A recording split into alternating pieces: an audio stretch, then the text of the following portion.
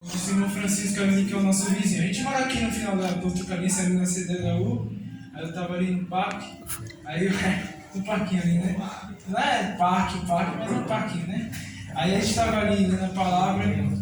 Depois o irmão Francisco chegou e falou assim: olha, eu vou lá contatar o irmão Vicente para te chamar, para dar uma palavra.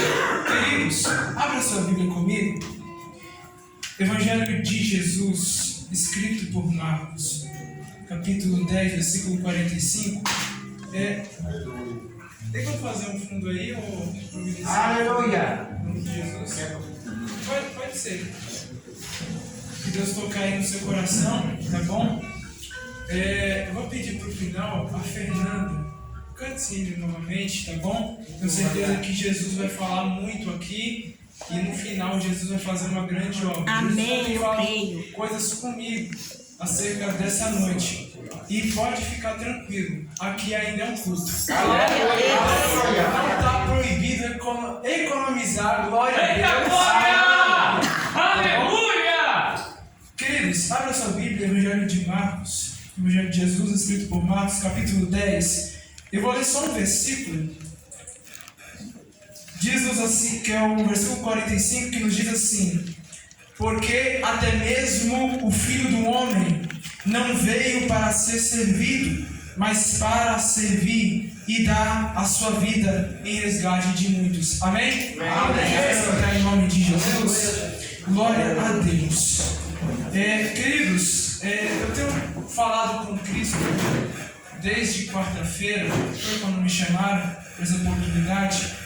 E eu orei ao Espírito Santo e eu falei assim: Senhor, o que o Senhor quer falar nessa noite?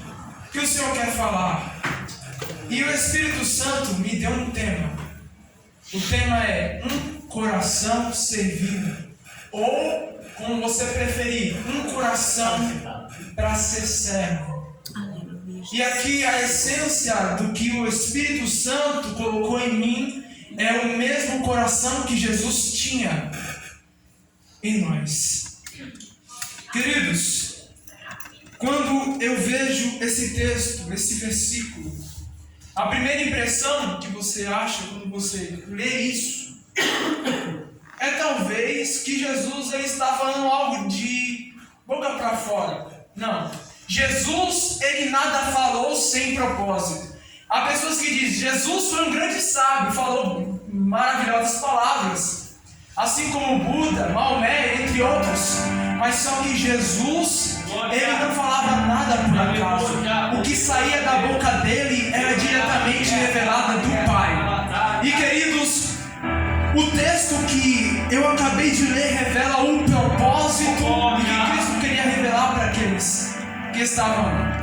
O Evangelho de Marcos, só para você se situar aqui, quem é Marcos? Marcos, ele é um dos discípulos de Jesus, que em Atos dos Apóstolos, ele vai começar a acompanhar Paulo em suas viagens missionárias.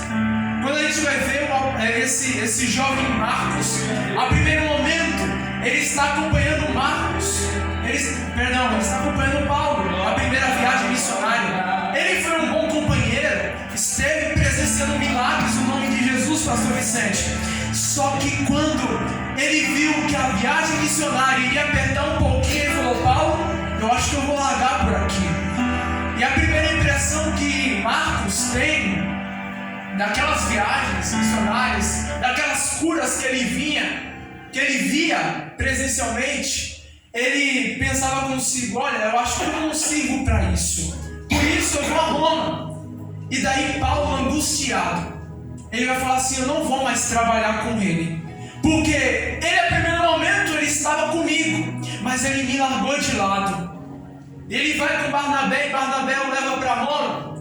E depois de um tempo, a gente vai ver esse mesmo João Marcos, que a primeiro momento era inútil para Paulo, mas para Jesus ele nunca foi inútil. E eu já quero começar aqui a falar para você. Talvez você chegou aqui e falou: Senhor, eu não sirvo para nada, mas Jesus está dizendo: você ainda serve para alguma coisa. Aleluia! Porque o Cristo que morreu na cruz por você, ele não morreu a propósito por caso, melhor dizendo, mas Jesus morreu com o propósito de salvar a tua vida, para você fazer a diferença nesse mundo e você ter a utilidade no reino de Deus. Você pode levantar a sua mão para o céu? Aleluia! Aqui ainda é um culto, então eu convido você, feche os seus olhos por um momento. Fale assim: Senhor Jesus, eu nessa noite, eu quero aprender a ter um coração servil, um coração de servo, um coração que é teu, um coração que tem utilidade no teu reino. Você não veio aqui por acaso, e eu vou já começar a falar porque o Espírito Santo já me revela. Satanás, a primeiro momento, tentou fazer um rodeio para você não chegar aqui, mas graças a Deus que você chegou, pastor Vicente, porque você está pegando na tua mão aí agora e está te dando um pouco de graça. Aleluia! O trabalho é árduo, pastor Vicente, mas assim diz Deus para você: continua, porque eu ainda tenho a fazer aqui na rua da terra portugalense. Aleluia! Isso é a coisa bosta. Ninguém liga pra nada. Quem mora lá não tem nada. Mas Jesus está dizendo: tem utilidade, tem utilidade. Quem pode levantar a mão para receber essa palavra aí? Você ainda tem utilidade no reino. Alamaia Sébria Canda Raia. Aleluia! Jesus, quando ele começa o ministério, ele sempre estava preocupado com a vontade de Deus. A primeira preocupação do servo de Deus não deve ser ele mesmo, é a vontade de Deus que tem que estar em prioridade. Jesus, ele começou lá com João Batista, chegou no Jordão, pastor Vicente. A primeiro momento, por que Jesus iria se batizar? A Bíblia nos fala que o batismo, serve para, alguns pensam, que é para purificar o pecado. E Jesus, ele estava ali, chegando para aquele pregador do deserto, que era João Batista, um pregador que ele pegava pesado. Pense num pregador que te chamava de cobra. Imagina, ele chamava você de acraia, etc. Os nomes das cobras, cascavel, etc. Só que quando ele encontrou um Nazareno, ele não viu uma cobra, ele viu o Cordeiro de Deus que havia carregado todo o pecado do mundo nas costas. E talvez João, quando viu Jesus, ele falou: para que Jesus está aqui? Para que Jesus está aqui? Porque ele é um enviado de Deus. Mas Jesus, ele disse: João Batista, não fique preocupado com isso, porque a minha prioridade é a vontade do Pai ser cumprida. Porque a primeira preocupação do servo de Deus não deve ser ele mesmo, é a vontade de Deus. Jesus poderia até dizer: João Batista, não fique preocupado, não, a gente deixa isso para depois. Só que era necessário, era para cumprir a vontade do Pai, porque publicamente o Pai iria apresentar ele para o mundo, dizendo: esse é meu filho, a quem me comprazo. Aí chegaram os fariseus, depois de um certo tempo, já foi, ele estava lá em Jerusalém. Quando Jesus, ele está em Jerusalém, diante dos principais das sinagogas e os anciãos, os anciãos vão dizer: Jesus, a gente te conhece, a gente sabe que tu veio lá do interior, lá na Galileia, lá em Nazaré. Você veio lá de uma cidadezinha humilde, mas só que aqui a gente cuida das coisas da lei. E assim, você não cabe aqui. Mas Jesus diz assim: olha, eu não vim para fazer divisão, não. Eu vim para cumprir a vontade do Pai, porque tudo quanto foi escrito estava falando de mim. Ou seja, Jesus, quando ele veio aqui à terra, ele não veio essencialmente cumprir a sua própria vontade. Jesus poderia pegar toda a riqueza do mundo e a primeiro momento, na apresentação lá que Satanás falou assim: eu te dou todos os reinos do mundo. Jesus poderia fazer a própria vontade, mas ele preferiu falar: eu prefiro fazer a vontade do Pai, eu prefiro fazer a vontade de Deus. Talvez você não está entendendo o que vai chegar aqui. Eu vou chegar na parte lá.